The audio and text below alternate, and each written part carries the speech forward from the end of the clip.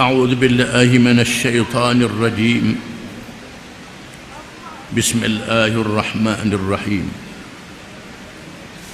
سبح اسم ربك الأعلى الذي خلق فسوى والذي قدر فهدى والذي أخرج المرعى فجعله غثاء أحوى.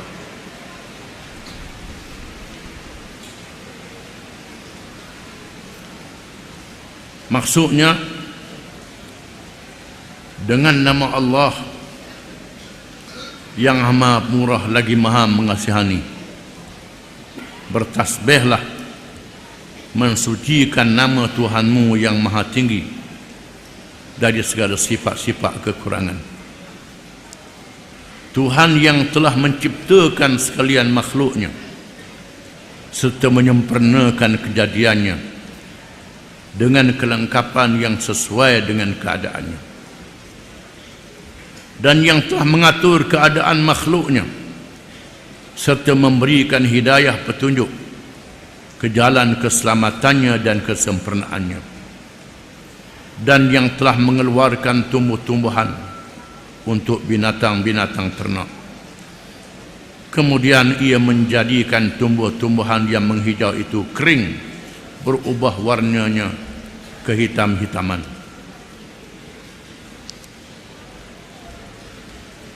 Surah yang kita baca ni ialah suratul A'la, yang paling tinggi, yang maha tinggi, termasuk dalam surah Makkiyah, surah yang diturunkan di Makkatul Mukarramah, yang menekankan dalam perkara yang berkait dengan akidah, kepercayaan kepada rukun-rukun iman, khususnya beriman kepada Allah satu-satunya Tuhan, tidak ada Tuhan yang lain daripadanya. Surah ini dimulakan dengan menegaskan Tuhan yang maha tinggi, yang maha berkuasa lagi maha esa, bukan sahaja tidak sama dengan makhluk, bahkan maha suci dan daripada segala kekurangan. Menyatakan wahyu Al-Quranul Karim. Wahyu ialah ajaran Allah yang diturunkan kepada Rasul-Rasul yang dibawa oleh malaikat, yang berakhir dengan Al-Quranul Karim, wahyu yang paling akhir. Tidak ada lagi wahyu selepas Al-Quranul Karim. Menyatakan Quran yang tetap dipelihara oleh Allah Subhanahu wa ta'ala. Surah ini menyatakan tentang nasihat yang baik, ajaran yang baik yang wajib diambil manfaat oleh orang-orang yang hatinya hidup, bukan orang-orang yang hatinya mati, yang tak ada hati perut, yang tak boleh menerima pengajaran. Hanya mereka yang mendapat kebahagiaan dunia dan akhirat, diberi hidayah untuk mendapat petunjuk daripada Allah Subhanahu wa ta'ala. Surah ini menyatakan dalil-dalil kekuasaan Allah Subhanahu wa ta'ala, menjadikan manusia, menjadikan tumbuh-tumbuhan yang menjadi rezeki kepada manusia. Dan surah ini menyatakan jaminan Allah untuk memelihara Al-Quranul Karim, kitab yang sangat mulia, dan menyuruh kita supaya sentiasa mengambil faedah dengan petunjuk Al-Quranul Karim yang mengajar kita sentiasa takut kepada Allah, meninggalkan durhaka, meninggalkan jalan-jalan yang celaka, dan ditutup dengan mengingatkan kita kepada amal yang saleh yang memberi kebahagiaan di dunia dan khususnya kebahagiaan pada hari akhirat. Bismillahirrahmanirrahim. Sabbih isma rabbikal a'la. Ucaplah tasbih dengan nama Tuhanmu wahai Muhammad sallallahu alaihi wasallam. Tuhan yang maha tinggi, paling tinggi, tidak ada siapa yang boleh mengatasinya, yang mempunyai sifat-sifat yang tinggi, yang mulia, yang besar.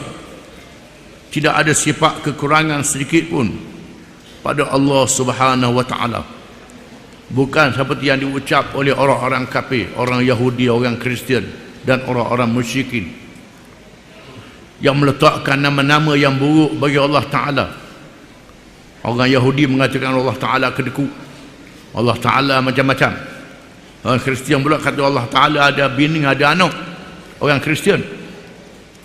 Orang musyrikin pula teruk lagi pada Yahudi dan Kristian, meletakkan sifat-sifat yang tidak layak bagi Allah Ta'ala. Maka Allah menyuruh Nabi kita Muhammad sallallahu alaihi wasallam supaya bertasbih. Sabbihisma rabbikal a'la, ucap tasbihlah dengan nama Tuhanmu yang paling tinggi. Disebut dalam hadis yang diriwayatkan oleh Imam Ahmad, Nabi bila baca ayat ni, Nabi tu sebut subhana rabbiyal a'la, subhana rabbiyal a'la, subhana rabbiyal a'la. Dalam hadis yang lain, sahabat tanya Nabi nak sebut dekat mana. Nabi kata sebut masa sujud. Masa sujud semayang, subhana rabbiyal a'la, subhana rabbiyal a'la, sabbihisma rabbikal a'la. Bacaan kita pada masa sujud subhana rabbiyal a'la adalah untuk menunaikan perintah di dalam ayat ini. Sabbihisma rabbikal a'la, maka kita baca masa sujud subhana rabbiyal a'la. Maha suci Tuhanku yang paling tinggi, yang tidak ada apa pun yang boleh mengatasinya. Alladzi khalaqa fasawwa, yang menjadikan seluruh makhluk. Semua makhluk dijadikan oleh Allah Ta'ala. Sama ada makhluk yang nyata yang dapat kita lihat, yang kasar, yang besar, yang halus, kuman yang kita tak nampak, malaikat dengan teropong, termasuklah makhluk yang gaib yang tidak boleh dikesan oleh apa-apa alat pun. Semuanya dijadikan oleh Allah Ta'ala dengan kejadian yang indah, yang halus, yang rapi, mempunyai kedudukan yang tepat, yang tersusun, yang kita tak mampu nak fikir bagaimana indah dan baiknya tersusunnya kejadian Allah Ta'ala. Fasawwa, sesuatu yang disusun dengan baik, bertepatan dengan keadaan. Contohnya pasang surut laut, arus ke timur dan barat, tiupan angin ke utara dan ke selatan, membawa awan-awan yang terbang di udara, menurunkan hujan di negeri yang memerlukan hujan, menurunkan salji negeri yang beku, airnya dimasukkan dalam tanah, dialirkan melalui mata air, masuk ke sungai, turun ke laut, dihisap oleh kepanasan matahari, naik pula jadi wak, jadi awan, turun balik. Ini adalah diatur oleh Allah Ta'ala.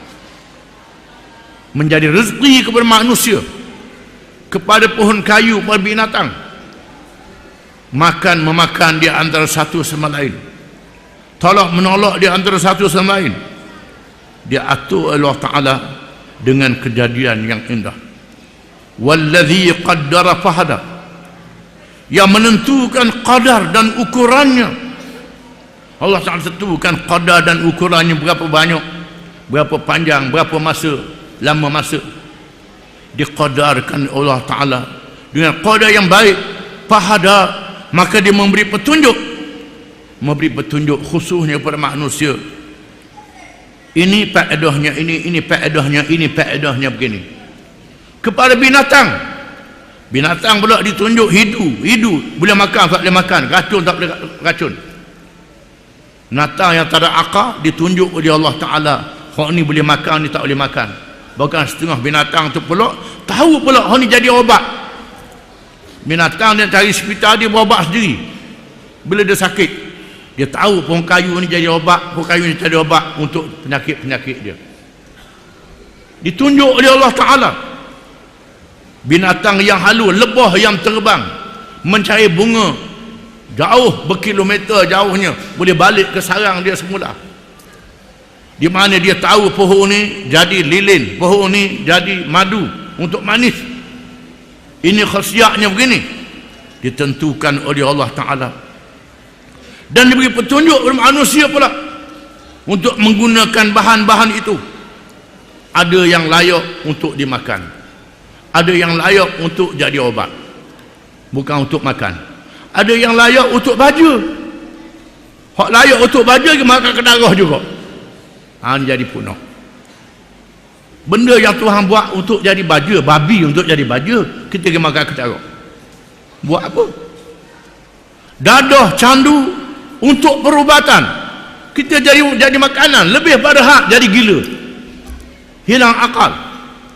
Agak ada tujuannya diproses jadi cuka untuk makanan manusia. Belum masak jadi cuka, togok dah. Gila jawab dia, hilang akal. Macam kita ambil buah kayu belum masak. Apa rasa buah kayu tu? Bukan rasa tak sedap, jadi penyakit pula. Begitulah bahan-bahan makanan yang tidak masak. Kita naklah terima petunjuk Allah, ini halal, ini haram, ini boleh, ini tak boleh. Wallazi akhrajal mar'a, dan dialah Tuhan yang mengeluarkan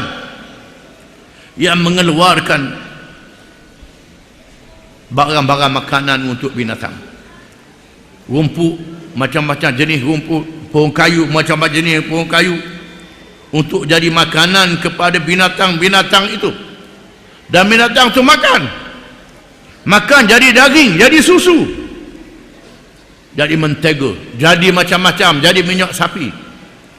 Daripada bahan-bahan yang diberi oleh Allah Ta'ala rezeki untuk manusia. Faj'alahu ghusa'an ahwa, lalu dia jadikan selepas menghijau jadi hitam. Daun kayu daripada hijau jadi kuning, lurus jadi hitam, jadi baja pula. Jadi hitam pula, jadi obat pula, macam-macam. Ini diatur oleh Allah Ta'ala yang maha bijaksana, yang wajib kita beriman kepadanya. Semua yang disebut ini adalah dalil-dalil, bukti-bukti ketuhanan Allah. La ilaha illallah, tidak ada Tuhan yang sebenar malaikat Allah. Wahdahu, esanya, la syarikalah, yang tidak ada sekutu baginya. Lahul mulku, baginya kerajaan. Bagi Allah kerajaan, semua kerajaan kena tunduk pada kerajaan Allah Ta'ala. Jangan kerajaan nak tunjuk pandang pada dia. Benda yang Allah Ta'ala buat sepadang, kerajaan pergi langgar. Kalau orang ramai langgar hukum Allah Ta'ala, punah ganuh, kerajaan begitu juga. Kalau langgar hukum Allah Ta'ala, kerajaan, pemimpin, penyokong dia punah ganuh juga. Kerajaan milik Allah Ta'ala, kepujian bagi Allah Ta'ala. Wa huwa ala kulli syai'in qadir, dan dia maha berkuasa di atas tiap-tiap sesuatu. Kejadian diri kita, rezeki kita, qada rezeki kita, umur kita berada di bawah takluk pemerintahan Allah Subhanahu wa Ta'ala. Wallahu a'lam.